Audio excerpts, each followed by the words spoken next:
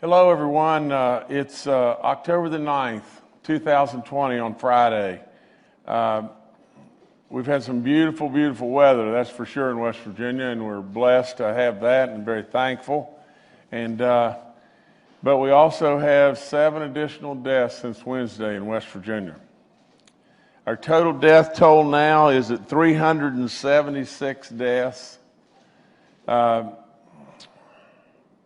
Our 370th death, a 78-year-old male from Kanawha County.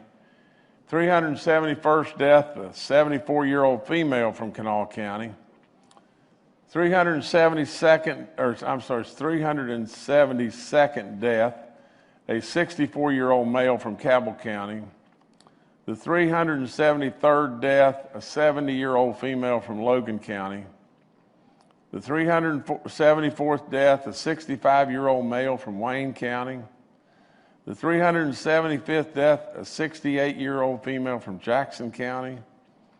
And the 376th death, a 61-year-old female from Fayette County. We can see that predominantly, we're still having many issues in southern West Virginia. We always knew that, our rural hospital system and everything, even though we have a wonderful hospital system, a lot of different places, and in Kanawha County for sure, but we knew that if this terrible killer jumped on us in southern West Virginia, it would be bad. It's been really tough. And so I remind everybody, I grew up, my roots are in southern West Virginia, and I remind everybody there again to take every precaution that you can take, especially with the elderly, to really try to protect them and keep telling them to beware and surely try to protect themselves, because that's the only way we turn this thing around. Now, yesterday we had 382 positive cases in the last 24 hours. That's enormous. Our daily positivity rate is at 3.65. It's too high. Our cumulative rate now, our positive cumulative rate is growing again. It's at 2.79. That's not good either. Our active cases, a little over 4,000, 4,435. We're almost to 13,000 recovered cases. Our hospitalized patients have dropped a little teeny bit. I think they were at 169. They dropped to 164. Our effective reproduction number is at 0.94. We're still really doing really well there. 5th best in the country there. Now, as far as our county alert map or system map, we now have 5 counties today that are in the orange. Now, there's so many negative repercussions that happen when we get to that level. First and foremost, we have the biggest concern of all is people getting sick, people dying. Secondary concerns that are still really important are going to school. We don't go to school in the orange. We don't play sports in the orange. We continue to practice because we want our athletes to still practice and stay in condition, but really and truly, we have got to stay on our game in all these counties, all across our state. I just noticed Kanawha County has slipped back from yellow to gold.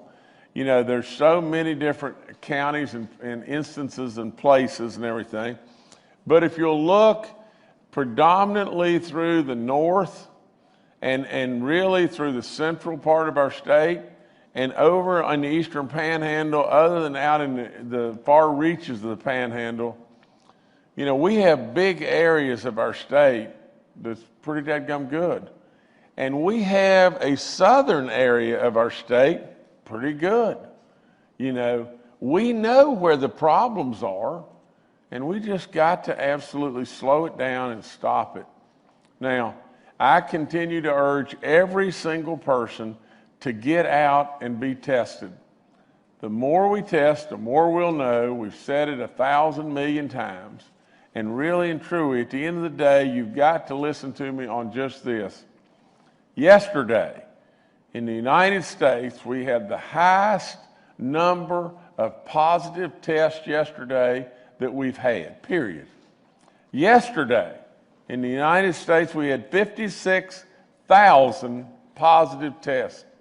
Now, we know as we go into the fall, we know why do we take flu shots in the fall? I mean, we know that we're exposed more as we start into an area where we're inside more, we're around people more. If the weather pushes us inside, all kinds of negative things can happen. We're back at school. So many different things can impact this. So you've got to really listen to us and follow those guidelines and follow them as closely as you possibly can. Now, everyone should know all the free testing that we have out there. The more we test, the more we find the spreaders, the more we stop this thing. So absolutely, you know, there's going to be in all the orange counties today, we'll be there in Doddridge, Harrison, Cabell, Mingo, and Logan counties. We'll be there today. Go get tested.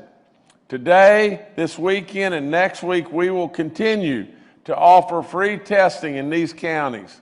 I encourage everyone, get out and get tested. Free testing continues in Kanawha today up until 6 p.m. at the Bible Center. Flu shots will also be offered there. I encourage you to get your flu shots as well. Now, there's been some big improvements. In fact, it just continues to improve as far as the ability for us to do tests and for the labs to handle the tests and everything. As part of our expansion of free testing across the state, we have partnered with Walgreens to make our COVID-19 testing available at their drive-through locations starting today. So you can go be tested today. They will offer free testing at 16 locations statewide in these counties. In Boone, again, they will offer free testing in 16 counties across our state today. You know, and that is in Boone, Cabell, Fayette, Kanawha, Logan, Monongalia, Putnam, and Raleigh counties. You need an appointment, but it's easy to get that appointment and sign up. You need an appointment and everything. Also at Fruth Pharmacy, we will be offering free testing at 12 of their locations in West Virginia. All this information can be found on our website, and over the next several weeks, more locations will be added across West Virginia. It's just one way for West Virginians to get tested and stop the spread of this terrible virus. So take advantage of all this. You got a lot of great work by our DHHR and, you know, and health departments all over the place, and everybody from the National Guard right on down is trying to make it simpler to go get tested. We need you to be tested and be tested right now. I promised you this, you know, from the standpoint of the Mon County bars, we're going to reopen. Those Mon County bars are offered to reopen them on Tuesday, October the 13th. And with this reopening, we're stepping up enforcement by sending more ABCA agents and more state police to the area.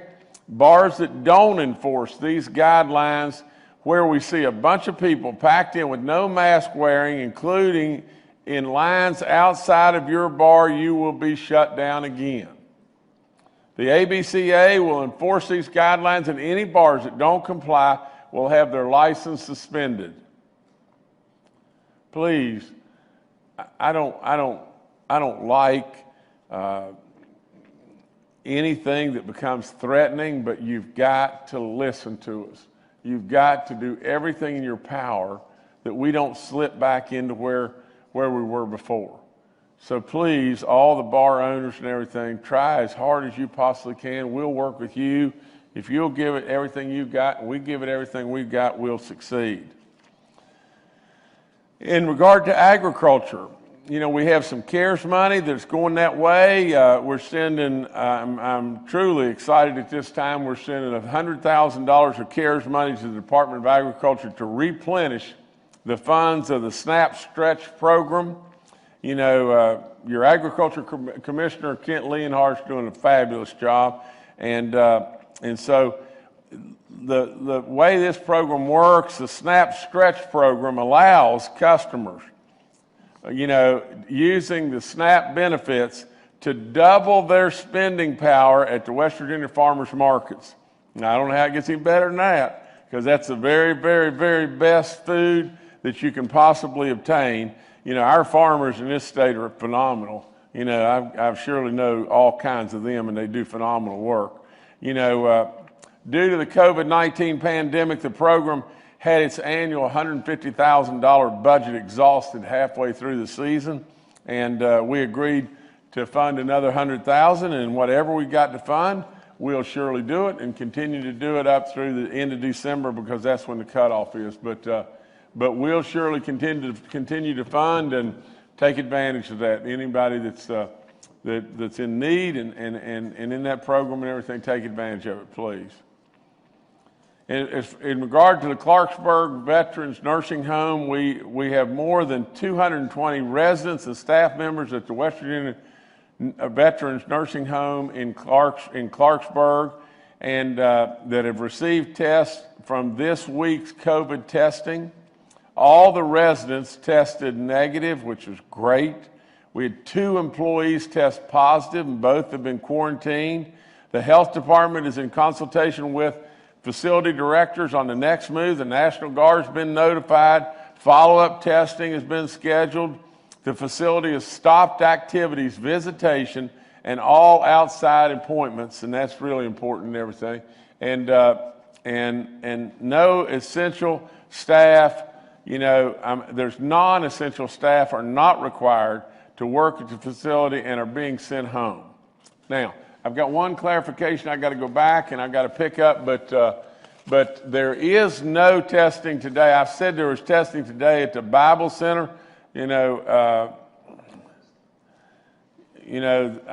So I don't know. I guess this was just a mistype on my sheet. So there is no free testing today in Kanawha County at the Bible Center. Okay.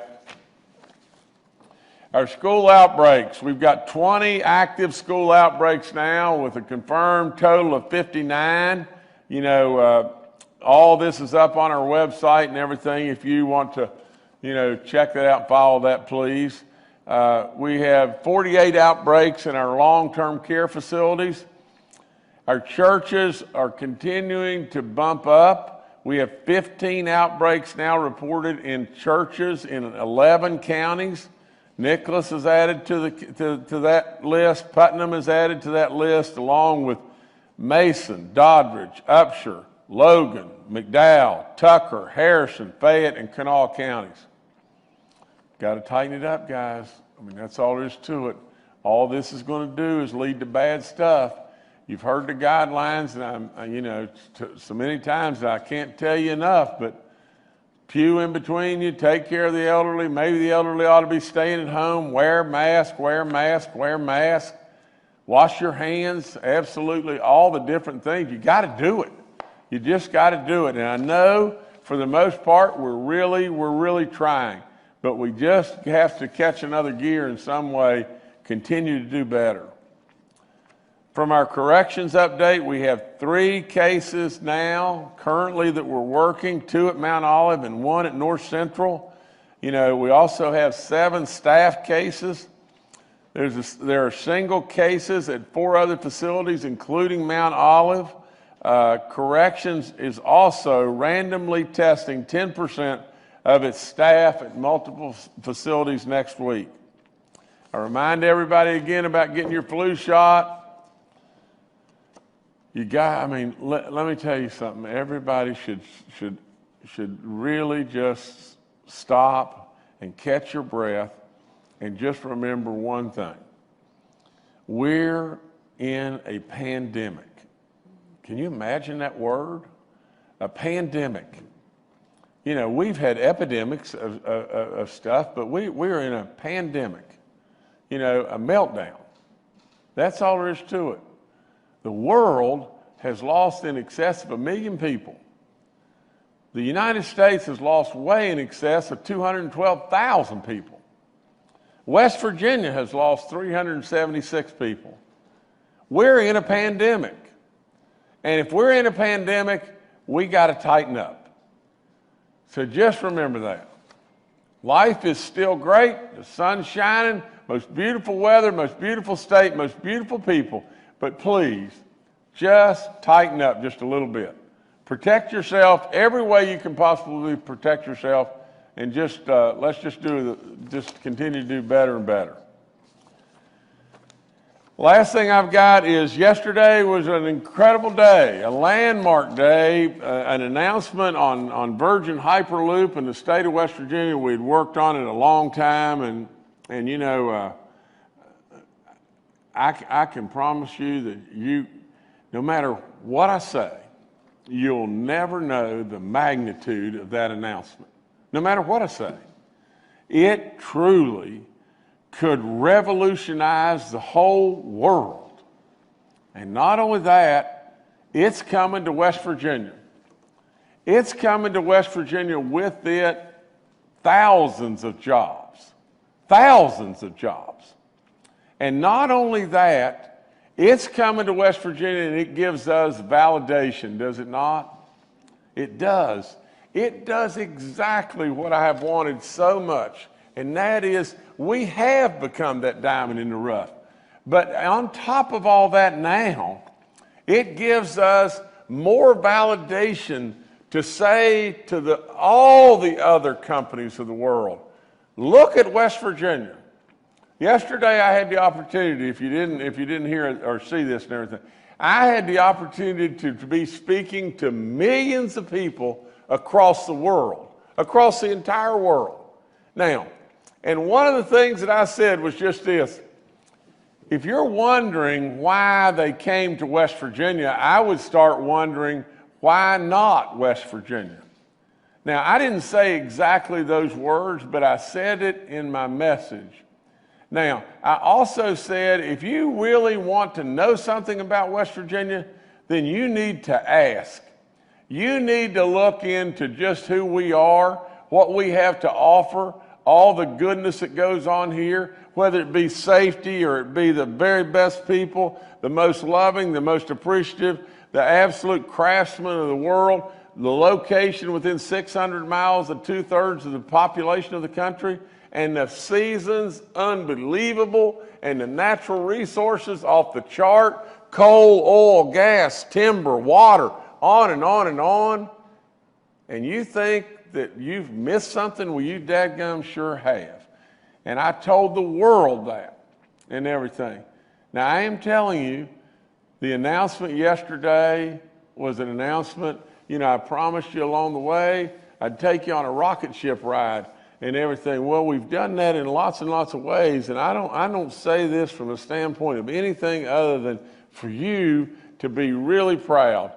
West Virginia is really moving, and that's great stuff. It's great stuff. I can't thank the Hyperloop people enough. We're going to be their certification center. What they're going to be building there is a 7-mile track. They're going to basically have like a scientific theme park where kids can go and learn and be motivated and all that stuff. A visitor center.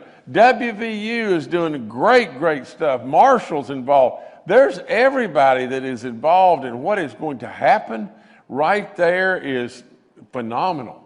And it's happening in West Virginia. West Virginia, we knew it all the time. We knew how good we were all the time.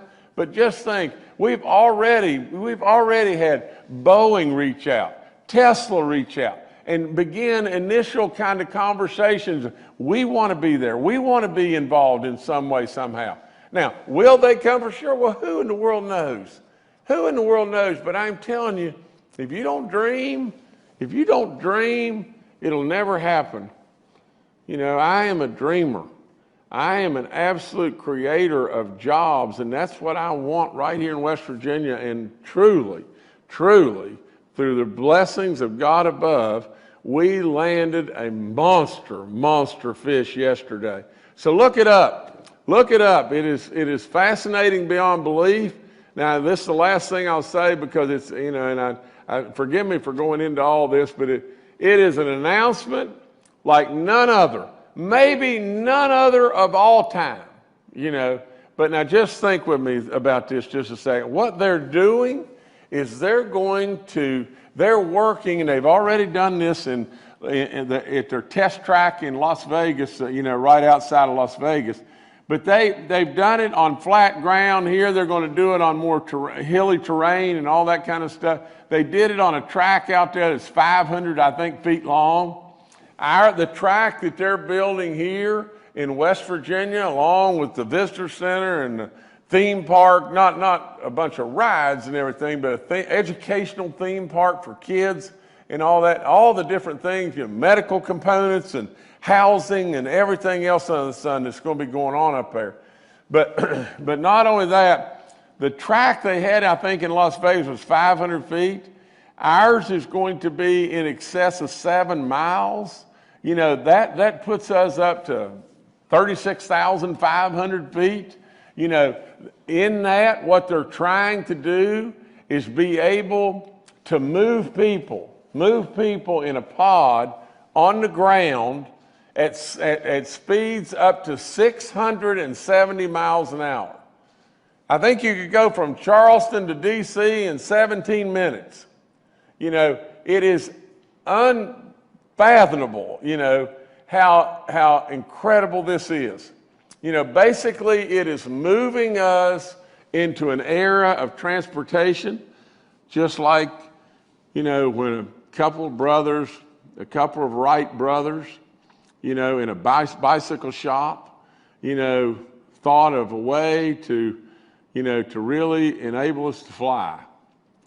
Now, with all the, you know, pollution and everything that comes with a lot of the ways we travel, now we could maybe possibly end up traveling completely pollution-free.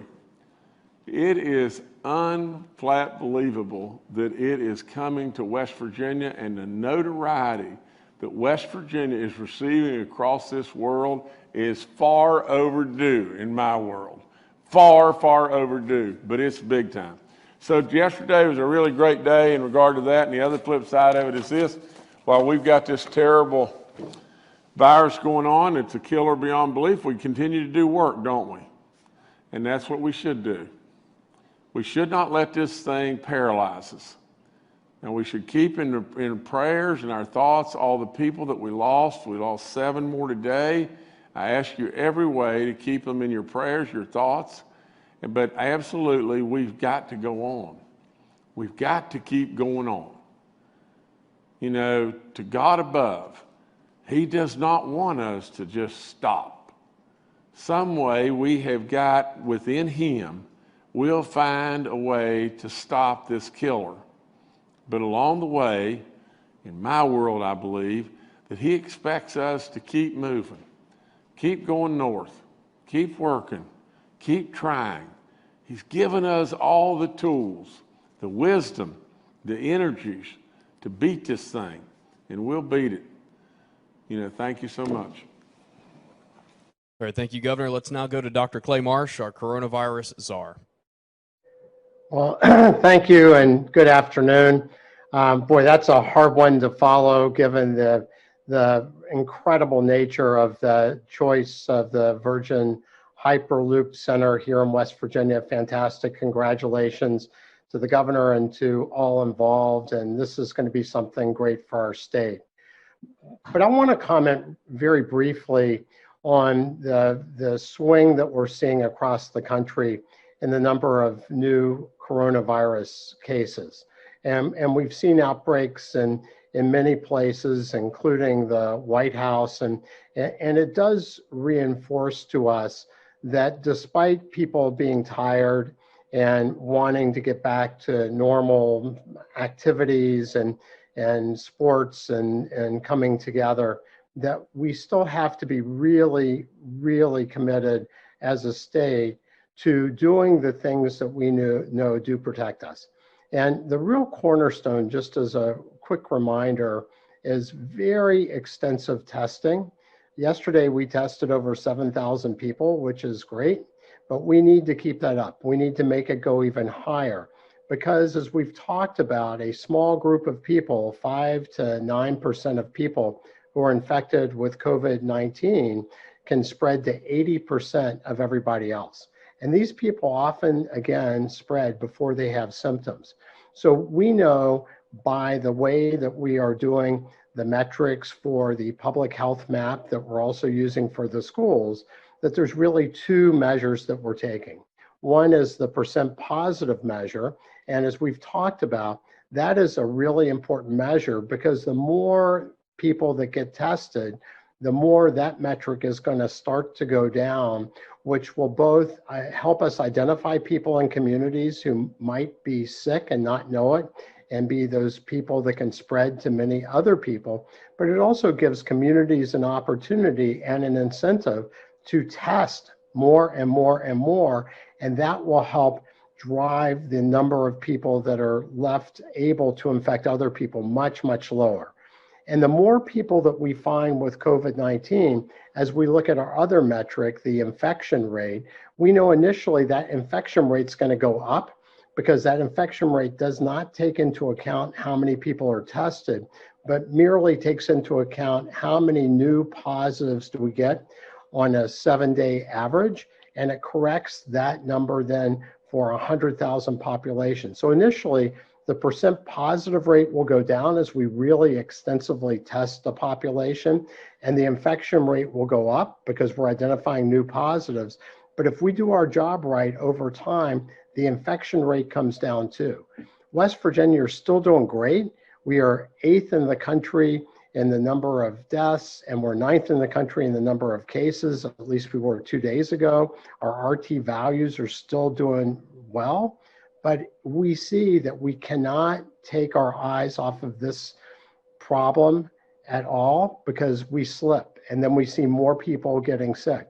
And as the number of cases go up, then the colors change. So this is a self-incentivizing system to test more and wear your mask and all that, because that makes these numbers go down, makes the colors get better, allows us to go back to school, to get sports back again. And when we start to slip a little bit, we see those colors get worse. As the governor said, we have some more orange counties today. So we are committed to doing everything we can to work with each citizen to make sure that you are safe and your community and family are safe. But we really rely on you to show up for testing, to wear your mask, to physically distance, to avoid the 3 C's, wash your hands, and together, staying together, we stay strong, we stay as the beacon for others, and that is a critical reason why companies like Virgin Hyperloop and Tesla and others want to be here in West Virginia and be part of this amazingly bright future. Thank you. All right, thank you, Dr. Marsh. Next to Dr. Ayn Amjad, our State Health Officer. Good afternoon. We did make a change to the defining COVID-19 outbreak guidelines on the West Virginia Department of Education, and that is located on their website. So we did have some questions about that. So it's on page 4, and there was a line there about having students in the same class or core group, but that was removed from that because there was some questions about that, but we want local health departments to work with the school system and do more contact tracing, but that is on the West Virginia Department of Education website, and if there's any more questions. And I just want to reiterate, if you haven't had a COVID-19 test, to get tested, and if you have any worsening symptoms, to talk to your doctor if there's any more questions about that, but that is on the West Virginia Department of Education website. Thank you. All right, thank you, Dr. Amjad. Bill Crouch, Secretary of the West Virginia DHHR, is also joining us today and is available for questions. Major General Hoyer with the West Virginia National Guard had a prior engagement today, but he will join us again on Monday. We'll now go to questions from members of the media. The first today from Steve Adams with Ogden Newspapers. Yeah, Steve Adams with Ogden Newspapers. We saw some positive signs that I thought the numbers were coming down to that. It looks like the active cases, while taking a dip in the middle of the week, are back up and still increasing. You talked a little bit about southern West Virginia and some of the issues that you are seeing there. And of course, in comparison to other states, we're still pretty low in the scheme of things, but these are still high numbers of cases here. You already pointed out we're seeing a number of cases transition into the gold and into the orange, and we'll know for sure what those counties are tomorrow afternoon. But beyond what you've been talking about, which is encouraging people to get tested, which seems like it has worked to some extent, but based on the numbers I saw today, you had the second highest number of test results come in, and you identified a large number of cases.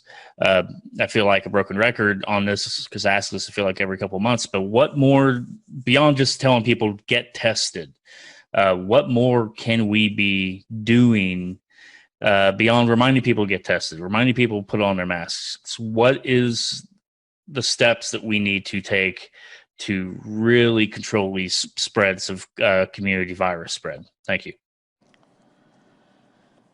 Well, Stephen, there's a lot of aspects to your question and everything, and I always think you do a great job. But let me just say this, that there's no question the more we test, the more we're going to find spreaders. I mean, it's just simple as mud. And so we've got to continue to amp up and encourage and everything else. I came here every day and I encourage people over and over and over to go and be counted in the census.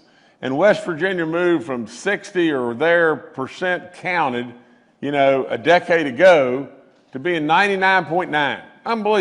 Unbelievable. And so I encourage everybody to go get tested. Now, there's no question that there are plenty reasons to be concerned that, our nation just tested more positives in a day than they had since August. Well, there's plenty of reason to be concerned, and I don't want us to drop our guard at all.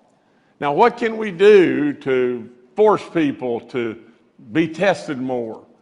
Or what can we do to absolutely force these numbers down? Well, we could issue stay-at-home orders, and we could shut down businesses, and we could, I mean, who knows? I mean, you could be absurd and want to fine people or whatever it may be. Well, we don't need to do that. We're better than that. We're better than that in every way. Now, it may come to a situation that really and truly to where, we have no choice because it gets so bad that we have to shut something else down or shut down other things or whatever. Let's hope and pray we do not get to that. We're in a race trying to get to a vaccine. That's what we're trying to do. We're just trying to do that. Now, along the way, that race has done a lot of good. You saw it with our president. Our president got this disease, 74 years old. Absolutely, he's not in my class, but he's probably a few pounds overweight, and lo and behold, he went in, he got treatment and everything. In 3 days, he's back working. Now, we know that we're handling this today, the death numbers by the numbers that are treated have gone down, and they've gone down significantly by the good work in our medical community. I mean, we have. That's all there is to it. We've done really, really, really good there. We have quick reaction teams across the state now. to where we're able to respond and respond very quickly and go to areas and be tested and find those spreaders. But there's all kinds of things that are happening that we have accomplished. But all I would do is just say just this. Let's hope and pray we don't get into a situation where we have to start shutting down stuff. Let's surely to God above know that we don't need to tell good West Virginians and threaten them and say we're going to fine you or whatever it may be. We don't need to do that.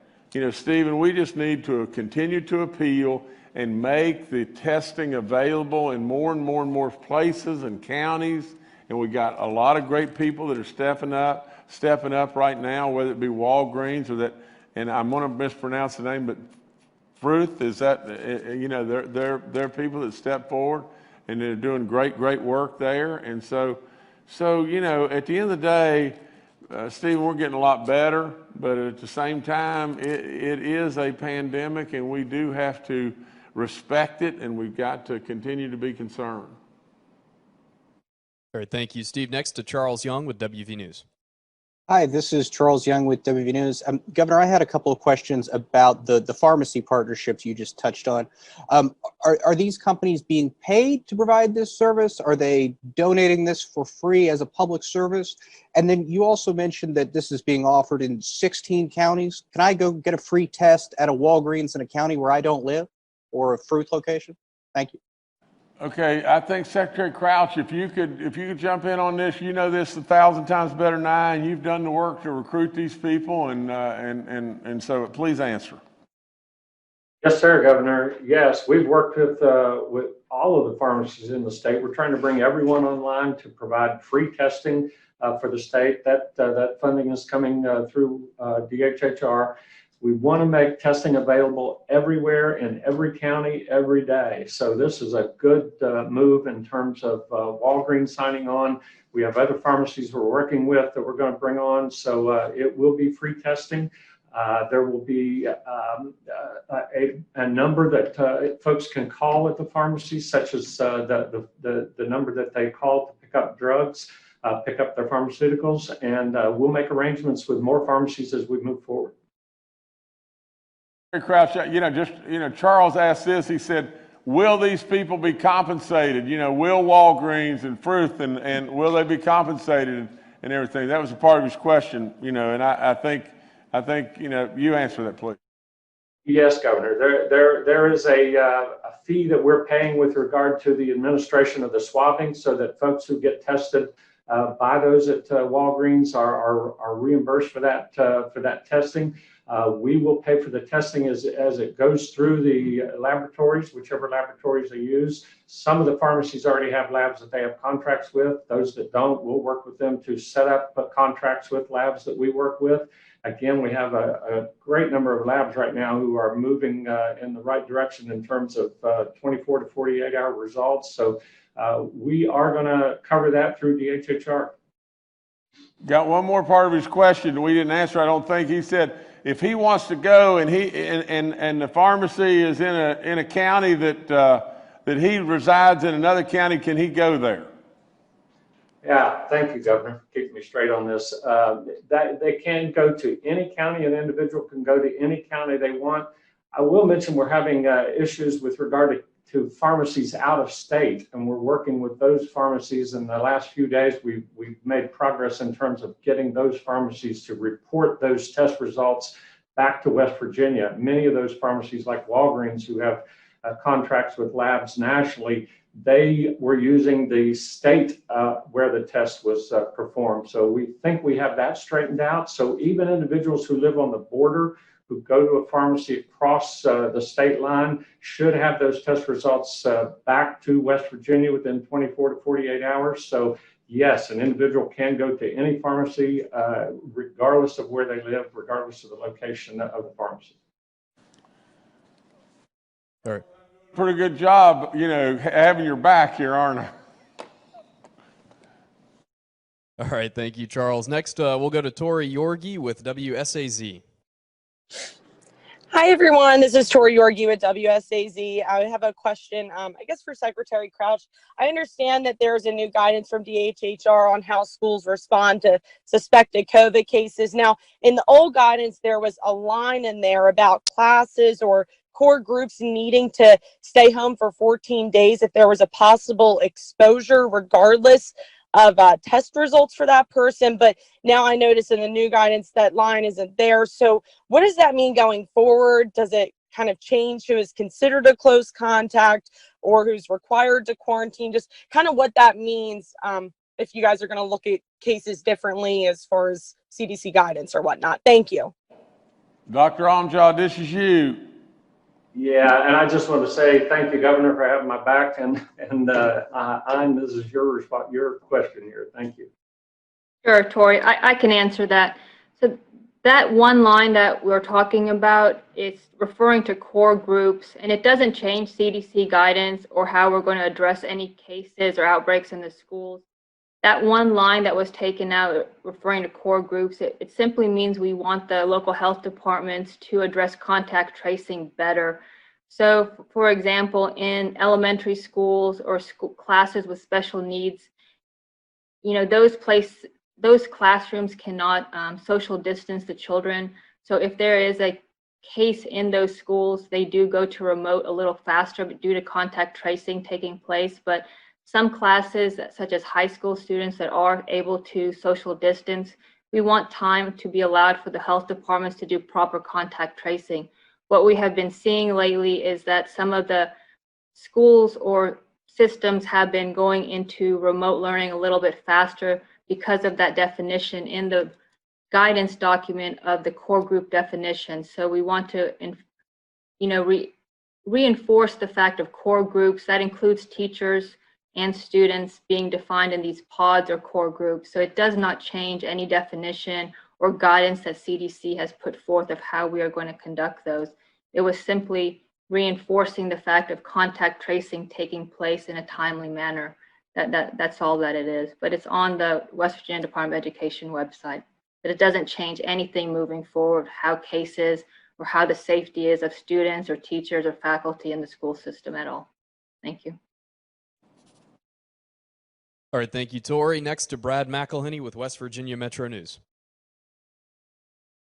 Hello, Governor. Hello, everyone. There are instances on the daily DHHR map of counties where on one metric, they show up as red, the highest level. But on another metric, they're shown with a lower risk. Right now, counties in those situations include Barber, Doddridge, Logan, and Upshur counties. What I'm wondering is the consistency. Should red mean red no matter which metric is used? Thank you.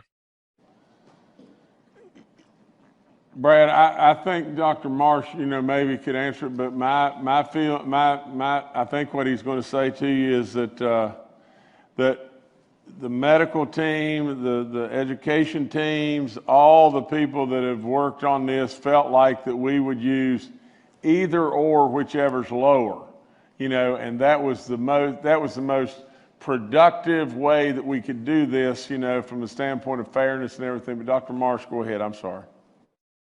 No, thank you, Governor. So, Brad, I think that's an important observation that you're making. And that was really what I was trying to explain during the first part of my comments today. Excuse me for 1 second. Something in my throat. Anyway, so as we have added the percent positive rate, that was really done because with the infection rate or the incidence rate, which was the first metric we used, people figured out and counties figured out that the fewer positive tests you had on a daily basis, the better your color got. So counties were not testing and people weren't showing up to testing events. And we saw the number of tests go down by about half of what we've been doing to just around 3,000 a day from what we've been doing, about 6,000 a day. And ultimately, we know that the key to control COVID spread in a community is to identify those asymptomatic or pre-symptomatic people that are infected but don't know it, and can spread to 80% of other people. And that's a really small percent. 5 to 9% of people infected spread to 80%, and 70%, 70 of people infected don't spread to anybody. So more testing identifies those people.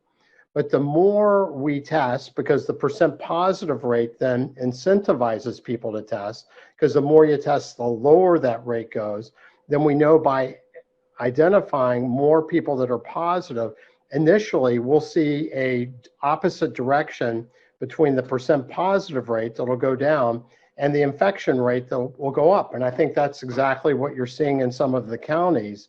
And ultimately, because again, remember, the infection rate there's no reference to how many tests it takes to get the number of positives. The infection rate just counts the daily number of new positives and corrects it for 100,000 population. So we anticipate that we would see divergence, different directions between the percent positive rate that would get better, would go lower with more testing, and the infection or incidence rate that would go higher initially with more testing. But as we take those super spreaders away from other people, we anticipate that they both will start to move in the same direction.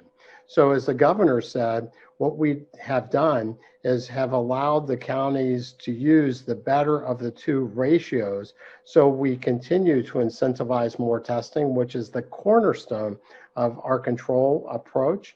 And then we also try to focus on watching both of these metrics and that reproductive value and the number of tests done and the number of people that are dying as outcome measures to continue to hope that we are doing the right things as far as our strategies to reduce the activity and spread of COVID in each county. But if that slips, as we've seen some of the counties turn gold and orange, it's a self-correcting approach too, because then over time, if you're not able to control it, then your county color will get worse, as we've seen counties do.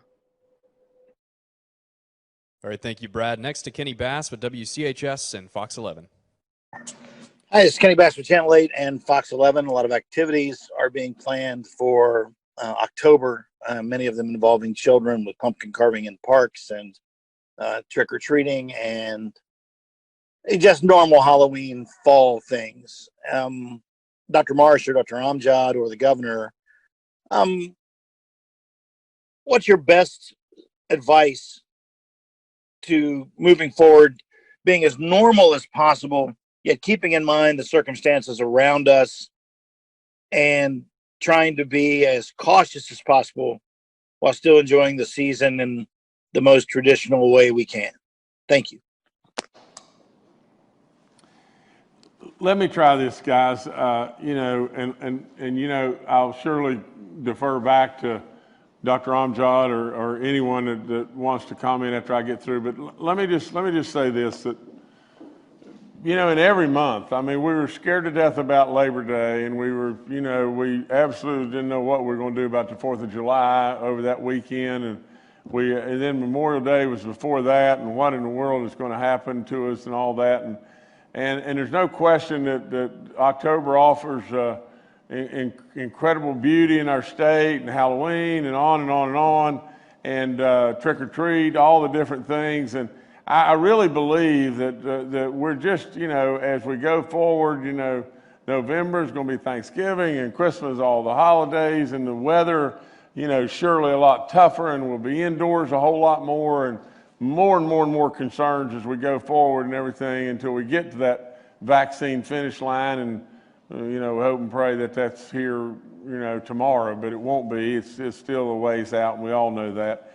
But with that, all I can offer up is, I think from the standpoint of trick or treat and all that kind of stuff, we're going to move towards, we're going to do that on a local basis, a county by county basis, and we're going to, let the health departments or the superintendents or whomever in the counties make decisions, because that's what we've done in the past, as far as the night we trick or treat and all that kind of stuff.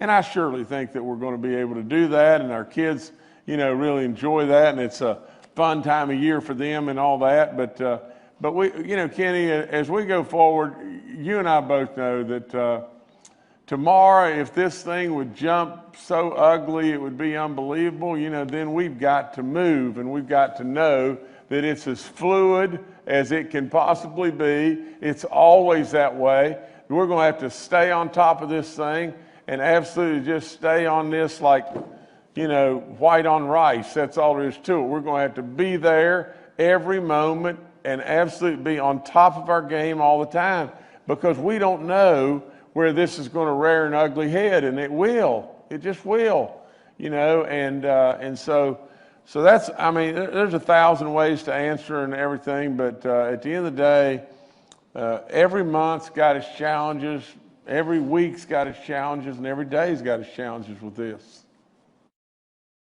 All right, thank you, Kenny. Next to Mark Curtis with Nexstar Media. Good afternoon, Governor and cabinet members. I've been getting a lot of calls again from parents in Putnam County who are concerned. On the one hand, they look at their map and it's now gold for Putnam County, but they also tell me, I believe at Putnam or Hurricane Middle School, there are now 4 positive cases and 60 people quarantined. And I believe at Hurricane High School, the numbers they gave me were 2 positive cases and 57 people quarantined. What are they supposed to do? These parents are very worried. They look at the map on one hand and see it's gold, and that doesn't offer them much comfort or security or safety. First of all, can you verify these numbers, and what's your advice to the people in Putnam County specifically? Well, Mark, let's again just be frank and truthful. First and foremost, if I were a parent in Putnam County and I really felt like that my child should not go to school, then I would not send them to school. We've given the parents a choice as to what to do there. We have got to have a metric of measurement somewhere, somehow, that we can give guidelines to each county and everything. That's what the map does. The map tells us that we've got problems. One of the notes that I've made right here that I wanted to be sure and talk about, was that my concern, about school, period, from the standpoint of there's always concern. I know of a gentleman that contacted me about Independence High School in Raleigh County, and that there was cases there and real concern and everything, and all I can just offer up is that that in regard to how are other states handling this, a lot of them really aren't doing anything hardly to amount to anything. All of them are, a lot of them are just saying, well, we just go to school. Well, we're offering up all kinds of different alternatives from the standpoint if you're a parent, you decide not to go, you decide to go 100% virtual. There's all kinds, there's all kinds of hybrid models of how we can go. We left it all to the local control, because they know the situation better there than anyone knows it. We post a map, we post it daily. We show that, that everybody what's going on there. We've got a complete transparency as far as, the schools that are, the outbreaks that we have at schools and everything. Should we be concerned? Well, dadgum right. Are we on top of it? Absolutely. But it's, and there's all kinds of repercussions the other way. What if we just said, okay, we'll just shut down all the schools. We won't go to schools. Well, there's all kinds of repercussions or repercussions that way that we know are going to happen. And so what we got to do is we've got to keep doing what we're doing, and we're doing it, and I congratulate all those that are doing a good job at it. There's no perfect answer here. There's no way. There's plain no way. But if we give you complete and total transparency and choices, and absolutely we continue to run to the fire and stop these outbreaks and do the proper quarantining and contact tracing, I think we're okay. I think we'll be okay. All right, thank you, Mark. Next to Paul Mullen with WCBC. Good afternoon, Governor. Good afternoon, panel. Governor, I want to take you back to the Hyperloop announcement and economic development strategy. If you could articulate that a little bit with the state's efforts to lure high-tech businesses, piggybacking that with the broadband announcement of about a month ago. Tell me about your strategy on how to get those types of businesses into West Virginia. Well, Paul, there's a lot of steps to this. First of all, you got to have contacts throughout the country, and throughout the world. You got to know people, and I know a lot of people and everything. And then you've got to some way, you've got to really build trust. You build trust by telling people the truth and being right up front with them and everything. And right up front to say, we have made a real commitment to education here. We have made a real commitment to highways. We are handling the COVID situation the way it is. We do have the most conservative Supreme Court in the land now. And all those things are components that people want to hear. Now, in doing so, once they're committed enough to say, well, we'll give you a chance and we'll come. I think there was 22 states, and they said, well, we'll give you a chance, and we'll come. Well, as soon as they made that move to decide to come, we put, and in just my terminology, all the king's horses and all the king's men right on top of it. Every secretary, we went there with everybody. Any question that they wanted to ask, answered, we answered it. I went there myself. Gave a presentation. It was in Morgantown. And literally, and I hate to say this, but it's just the truth, they were almost dumbfounded by the fact that all the agencies were there. All the agencies that were the permitting and all the stuff, all the agencies were there, saying how we can work with them.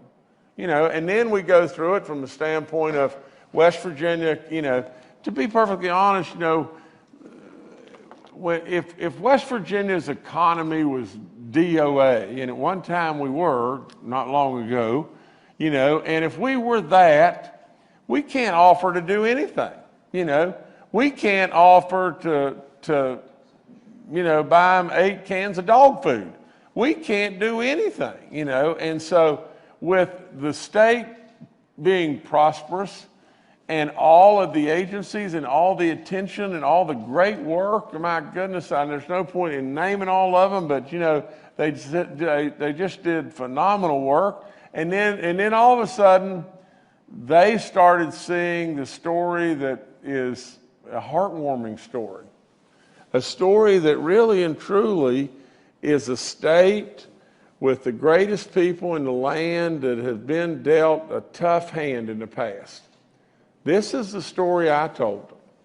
A state that really was the blunt end of a lot of bad jokes where people were making fun of us. A state that really was never recognized for the contributions that we made in military and energy and on and on and on. A state really and truly that they needed to see and feel the heartwarming part of what they could do for us too. There's no doubt there's lots of places they could have gone. But they believe in their heart, by them coming here, they're really making an impact and a difference in our lives. And they are. They truly are. And with our state being prosperous and doing good and everything, maybe we can help them back. And absolutely, without any question, we have to be able to message it and market it. And that's me. That's where I come into play. I come into play from the standpoint of building trust, telling the truth, marketing us, and I've said it 1,000 million times. We have an incredible story to tell if we just had the right storyteller to be able to present and tell the story. And I am really honored to be able to do that. So I can't tell you the work that went into achieving that situation to where they finally said, okay, you're the one, we're going to come there.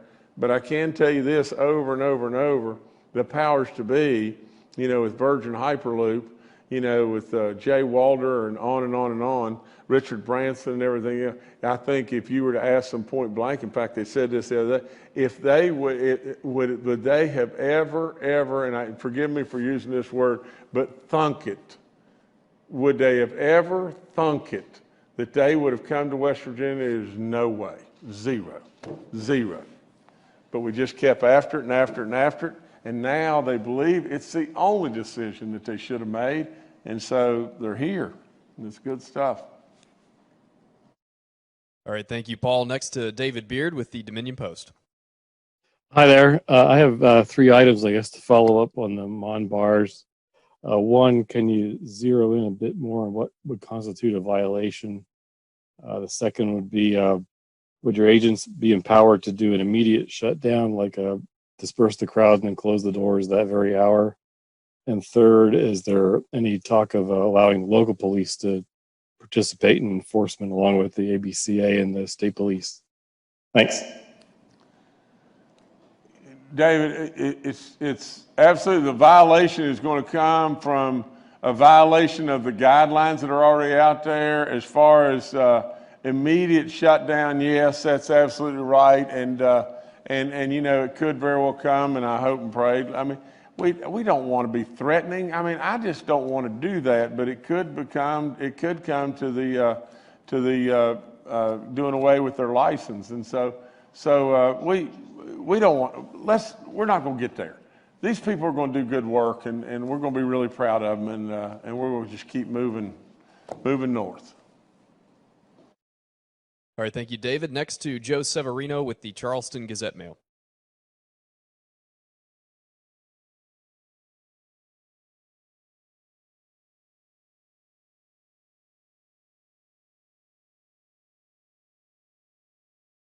I think we may have lost Joe. How about Matthew Young with the West Virginia Daily News? Matthew, are you with us? I am. Good afternoon, Matthew Young with the West Virginia Daily News. The SNAP program, just a bit of clarification if I could. I know the additional benefit with the fruits and vegetables, that's been in place for a while, but with the new funding that's going into it for new people that would be applying going forward, is that going to remain the same as it's been, kind of everybody across the board gets it, or is it going to be a situation to where you may qualify for the primary benefit, but you may or may not qualify for that secondary benefit? Thank you. Matthew, Secretary Crouch has got to answer this. This is, I don't know the answer to that, but can you answer that, Bill? Yes, Governor, I think we'll need to get an answer for that. I don't have an answer right now. We've not changed anything with regard to that program, but we will get an answer for you on that. And Jordan, come back to me just a second. We'll also follow up with Commissioner Leonhardt, and we'll get you an answer there as well and everything. We'll get back to you guys. We just don't have the answer. I don't have it for sure. All right. Thank you, Matthew. Looks like we have Joe Severino who's connected now. Joe, are you there with us? Sorry about that, y'all. I'm relaying this question from our education reporter, Ryan Quinn. He's asking, why didn't you follow the Harvard Global Health Institute's recommendation that Yellow counties not open high school classrooms 5 days a week? Harvard said that instead you should only have high schoolers in classrooms part-time and only if space for younger students to learn in person is available. High schools in Kanawha County may struggle starting next week to social distance during 5 days of in-person instruction with your map allowed. So just to the health experts and the governor here. Thank you. I'm going to let Dr. Marsh go in just one second. I do want to say this, that I really believe that we're staying on top of this from a safety standpoint as best that we possibly can. We want absolutely ultimate safety for our kids, for our teachers, for our service personnel. We all know that. I mean, how many times am I going to have to say that? I mean, for crying out loud, I just say the same thing over and over and over, but I mean it. If really and truly I thought we couldn't provide that safe atmosphere and everything, then I would say we don't go. But from the standpoint of looking at Kanawha County, I think overwhelmingly what is happening is the parents and the people want to send their kids to school. And they feel like, without any doubt, that if kids are at home, at least the majority of the people are saying, if our kids are at home, we're not getting the education, we have all kinds of issues with whether it be economic or daycare or whatever it may be, but they really want this and everything. And so from that, as long as we feel like that it's safe and we're doing the right stuff and everything, then we want our kids in the classroom. Now, and I think that's what happened with the Board of Education in Kanawha County, but I don't know specifically that. But what I would say is, there's if you go back to the Harvard model, why you're not following the Harvard model, I've told you over and over and over, I think there's tremendous fallacies in the Harvard model in that it just drives us, absolutely motivates us in every way under the sun to not test people. And if you don't test people, and I can't get them tested, if you can't get people tested, then I can't find those spreaders. And if I can't find the spreaders, then this thing spins out of control nonstop. But Dr. Marsh, take over, please. Well, thank you, Joe. And I think the governor said it well. We have adopted our own model that is based on a number of different public health guidances. And, although the Harvard map and the folks that put that together are terrific, outstanding, what we found was using that map and strategy alone, as the governor just said, reduced our testing, and that was not what we wanted to see. And we saw our reproductive value become the worst in the country. We saw our death rate go up, and we saw our testing go way down.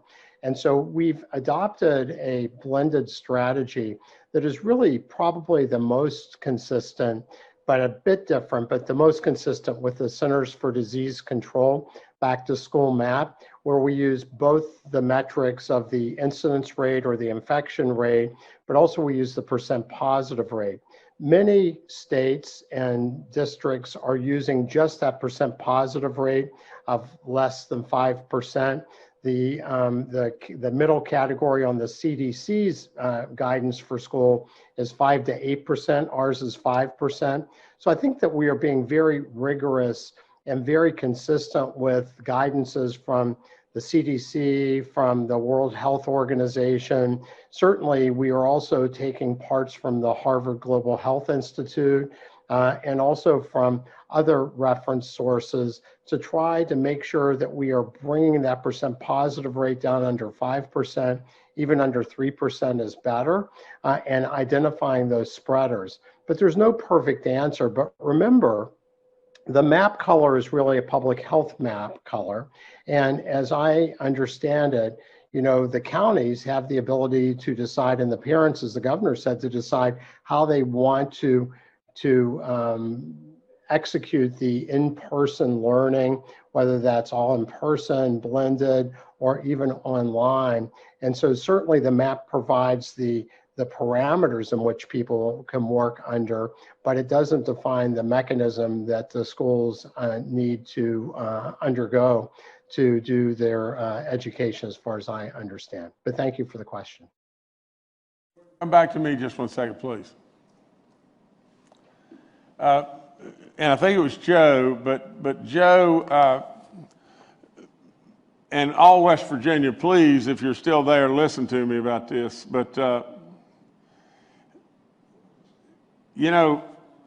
we have come up with a model that is using Harvard and other people, using, the AFT unions on the 5% and using different things, and some way, somehow, it's from time to time, it can be a little difficult, and there's always any and every way to second guess and come up with all kinds of different, gyrations as far as different opinions.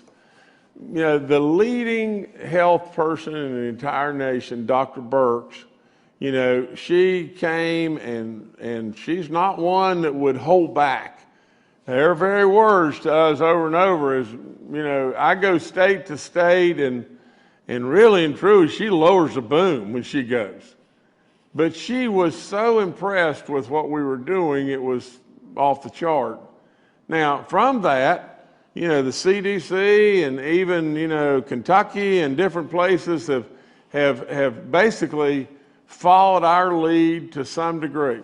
Sure, it's got all kinds of, potential confusion or whatever it may be with it. But in all of that, just think, and stay with me just 1 second, West Virginia, and just think just this. There are some states that say, well, we're just going to go to school. We're all going to school. You've got these outbreaks and issues and concerns and everything, and, just all going to school may not be, the one size fits all thing. I can't fathom that that's the best way to do things. A lot of situations, you've got states that are so broke now, it's unbelievable, because the overhanging pension funds and so on like that, and they're concerned more about their economics than you can ever imagine, and so they just up and say, well, just go back to school. Everybody go to school. Well, we don't think that's the thing to do. We have offered more and more options, and we have absolutely left it to local control. And so in all of this, we're just trying to absolutely do exactly what West Virginia has done, and that is pitch great numbers.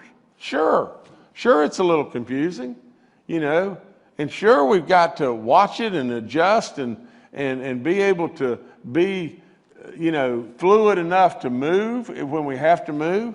But I'm telling you, if we would just have adopted the rigor, guidelines of just the Harvard model, if we just have nothing but the Harvard model, we'd probably be, just like Dr. Marsh said, the 9th best state in the country as far as deaths and whatever it may be.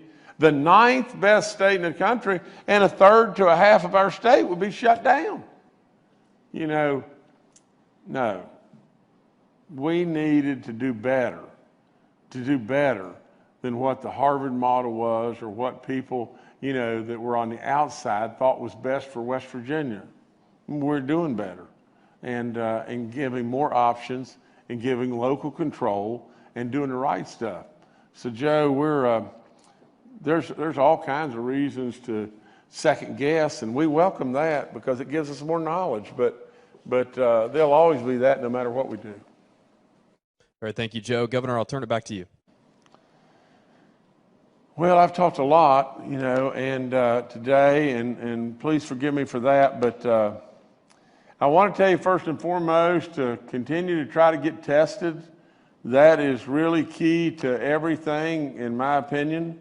I would also tell you that if you think for a second that any single one of us, whether it be the medical team or the education team or whomever, the guard, whomever, that anybody is not terribly concerned about our children and our teachers and our service personnel and all those with schools, you're wrong. And we're watching it nonstop.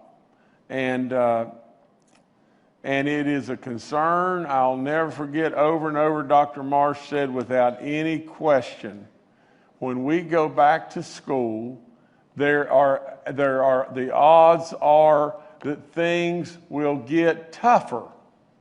They have to. When we go back to school, they're going to get tougher. When we go out of the house, they get tougher. Absolutely, that's just all there is to it.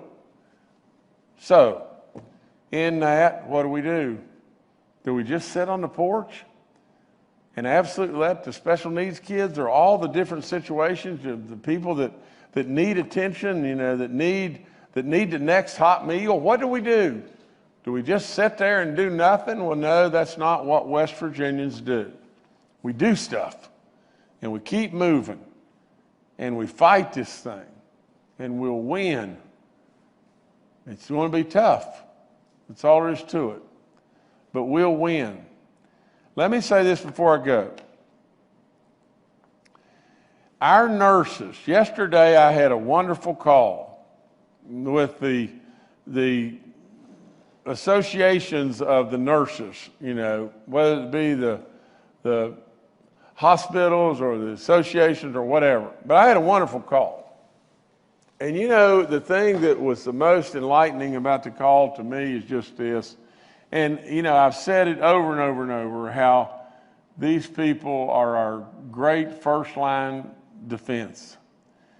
But do you realize there's 43,000 of these nurses that go to work every day in our state?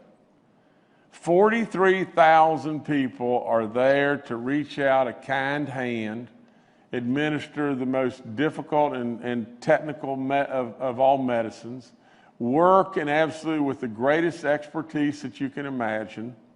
43,000 of them. 43,000 of them took a chance on their family, all their loved ones, and went to work and knowing when they got dressed and they headed down the road to work, they were going not to the fire, they were going right in the middle of the fire. Every day, every single day. Well, I told you about that we'd lost 2 nurses. I told you of the police officers in New York, and I think there was 56 of them or whatever that we'd lost with COVID in New York City. I told you about the 2 nurses, and you know, that were heroes beyond belief. You know, and I was told yesterday that I think we have now lost the 3rd nurse. Please, please, please, West Virginia, just know what an incredible commitment that these great people make. All of our first responders, you know, from all the medical community, our police, firemen, all the local health departments, everybody. Please, please recognize what great work that they're doing. As our teachers, as the people that man the grocery stores. You know, yesterday, before I was on this call, I went to a function with the retailers, and they were telling me how across this state, you know, we deemed them as essential, whether it be Walmart or whether it be Kroger's or whatever it may be. And all those people, day after day after day, they came there for all of us. I am telling you, if you don't take time to thank them and love them and keep them in your prayers, then absolutely that's not good. These people are great teachers, are great nurses, are great retailers, are great workers that worked all these places, all the first liners, people, all the first responders. How much do we owe them? And I'll end by just saying just this. How much is a life worth? Can you tell me? Can any of you tell me? How much is a life worth? You can't, can you? I've said it over and over. How many lives did these people save? Countless. Countless numbers. Absolutely. How much is one life worth? You can't tell me. None of us can come up with that definition or that answer. No way. But these very people I'm talking about saved so many of us, it's unbelievable. What do we owe them? We owe them so much, it's just off the chart. Please take time to tell them how much you love them, how much you appreciate them. Take time to do it. It's the simplest thing we can possibly do to express love and appreciation. Do it. You've been really good, West Virginia. And I thank all those that have been out there on the front lines. What a job you've done. Thanks again.